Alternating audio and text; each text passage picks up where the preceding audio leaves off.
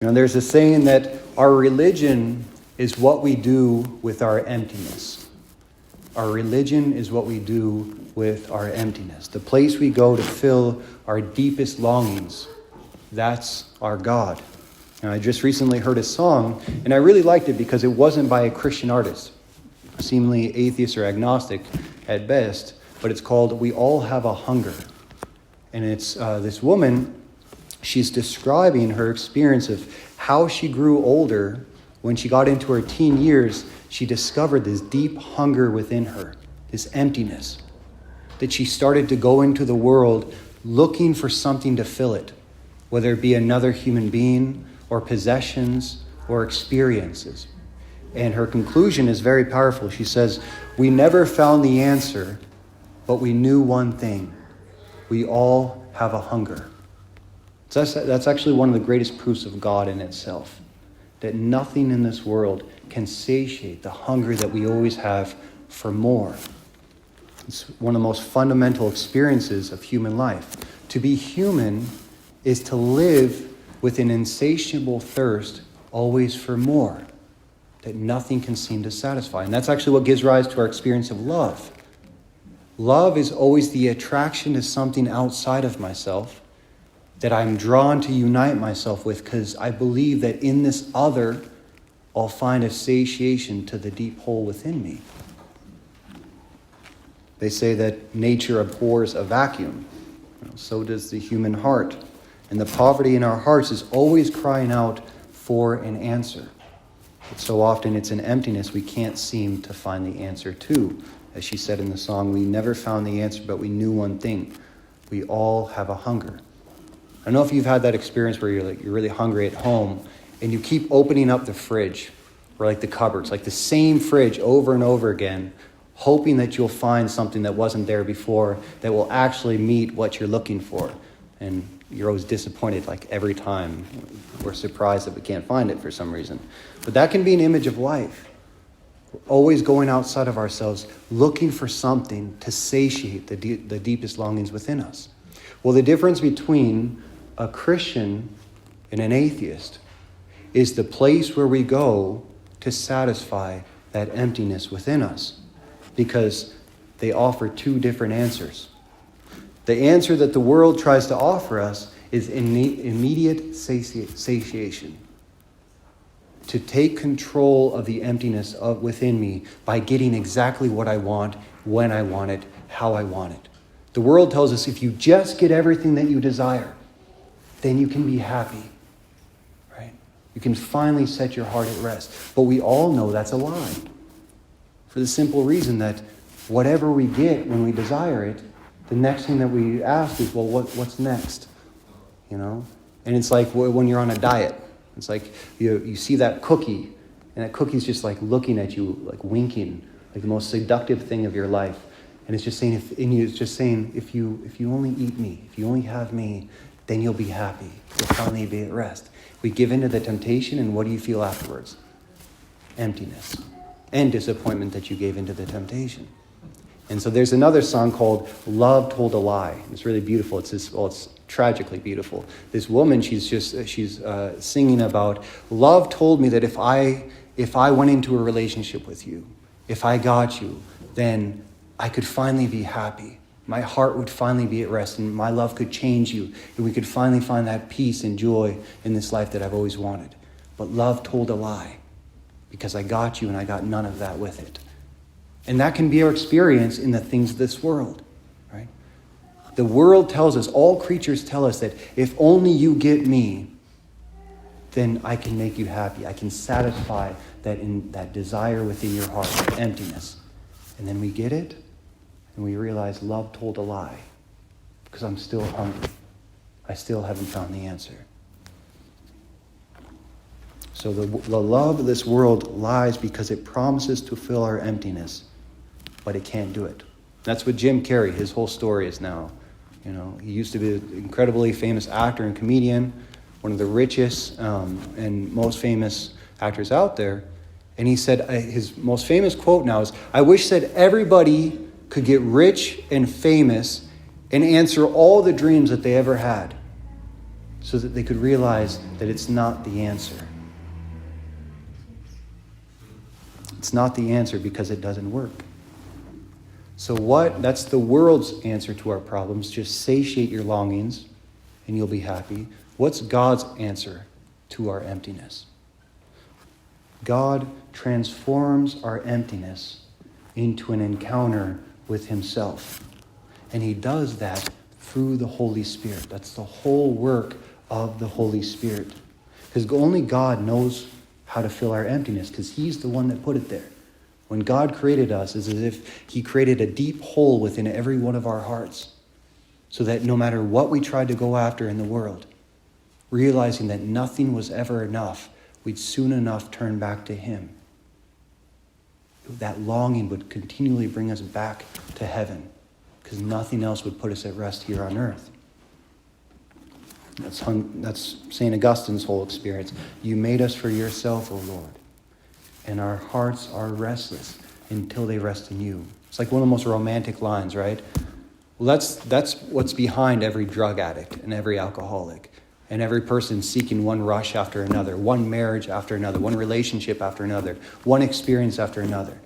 It's that restless heart within us that's never satiated with where we're at, that's always longing for more and new and better.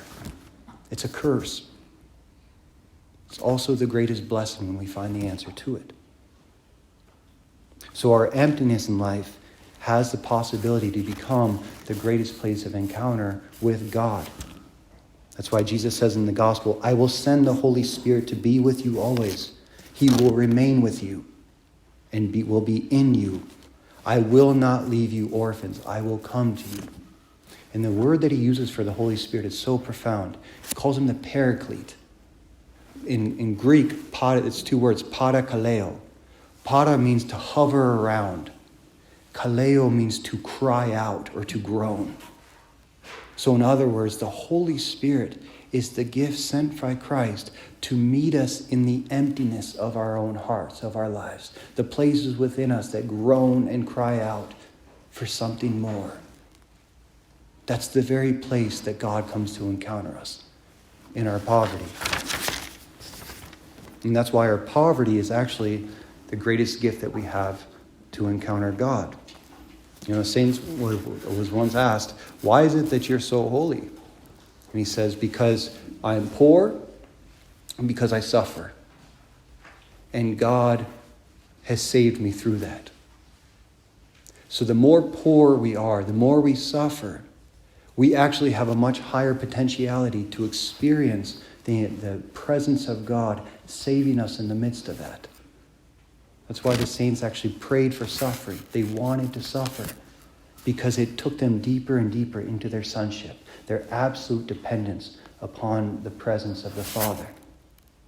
But there's also a great temptation in our suffering that every single one of us faces, and that's to act like an orphan. So an orphan does not know the love of a father. The orphan does not know what it means to be cared for by another. So an orphan, when it experiences poverty and emptiness and instability, it must take control because no one else is taking control of him. And that's also the great temptation that our sufferings always push us into, our emptiness, to fill it by my own means. That was the essence of the devil's temptation in the garden, right? To make Adam and Eve eat from the tree. God knows well that when you eat from this tree, you'll become gods like him, knowing right from wrong. In other words, God knows that you need this. He doesn't care. He's not here. So if you really want to be happy, you have to take the fruit for yourself. So being an orphan often has this component of grasping for myself to fill the emptiness within me, rather than being totally receptive. I just saw a movie not too long ago, Ben Affleck. Always see a Ben Affleck movie, can't go wrong. It's called The Way Back. It's pretty powerful. It's actually a really good sports movie. And he was an incredible basketball player, went to a Catholic school, and then you see him at the beginning of the film, though, and he's in the shower, and he's drinking. And then you see him at work, and he's drinking. Then you see him coming home to an empty house, and again, he has that beard, and he's just drinking. So the whole day he's just numb. Well, you come to find out that he was married and he had a child, and at 9 years old, the child died of cancer. That saying, our religion is what we do with our emptiness. So to cope with the pain that he was going through, he just started drinking more and more and more. So in a sense, like the alcohol became his religion. The bar was his church. He'd go to every single day. He'd go back to that bar. Bartender was his priest. He'd give him what he needed, and the beer became his God. It was the place he kept going over and over again to fill the emptiness, the pain that was within him. But instead of making him better, all it did was destroy his health, destroy his heart. It was destroying his marriage, and was destroying his future. So our emptiness, our poverty, our suffering, it's the most sacred place within us. But it's also the most dangerous place within us, because it's what we do with that emptiness that determines who we become.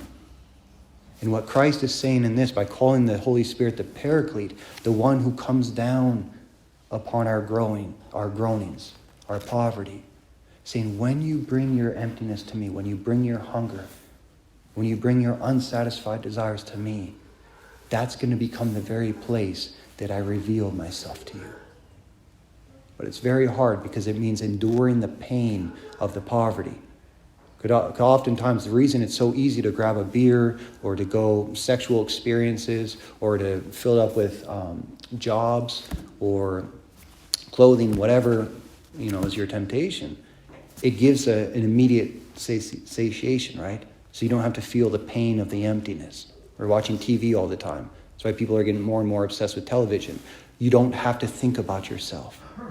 But what happens when it goes off? What happens after the fact? It's intense emptiness. But if you enter into the loneliness, into the hunger that's in our hearts, and we invite God to find us right there, he reveals his face. That's where the Holy Spirit reveals the face of Christ. And that's where I learn to surrender myself to him.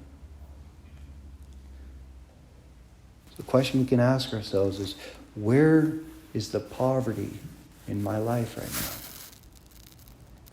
now? Where is my emptiness? And where am I going to find the answer?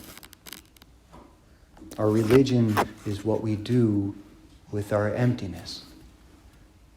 That's what we do at every Mass in our religion. We lay upon the altar the emptiness of bread and wine. It means nothing. It has no power to save anybody. And yet it's that emptiness of the bread and the wine that groans out to God to be filled by the Holy Spirit, to be transformed into communion. And when we receive the Eucharist, the body, blood, soul, and divinity of Jesus Christ, when we take that into ourselves, then we too can be enabled to enter into that same place within our hearts, to have God find us there and transform our deepest hungers into a place of communion.